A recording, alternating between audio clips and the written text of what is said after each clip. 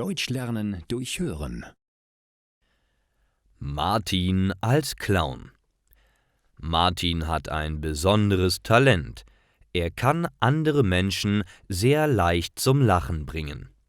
Schon als Kind hat er immer gerne Witze erzählt.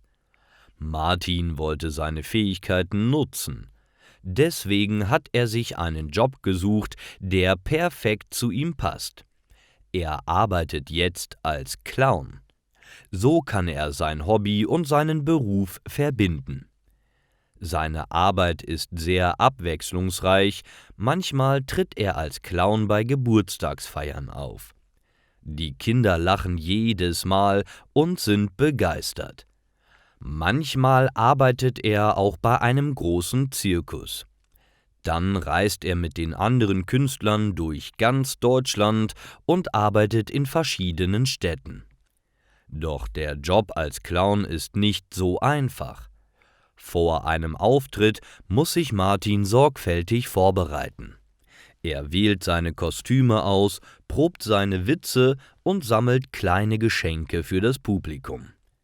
Dann muss er sich noch schminken. Er malt sein Gesicht bunt an und setzt seine rote Nase auf. Martin trägt immer einen gelben Hut und viel zu große Schuhe.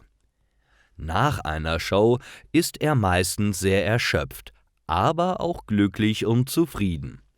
Er weiß, dass er mit seinem Job anderen Leuten eine Freude macht.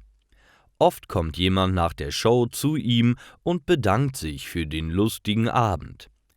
In seiner Freizeit denkt sich Martin neue Witze aus. Er arbeitet ständig daran, dass seine Vorstellungen noch besser und lustiger werden.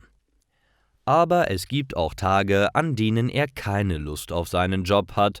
Manchmal ist Martin schlecht gelaunt. Dann fällt es ihm schwer, auf der Bühne Witze zu machen.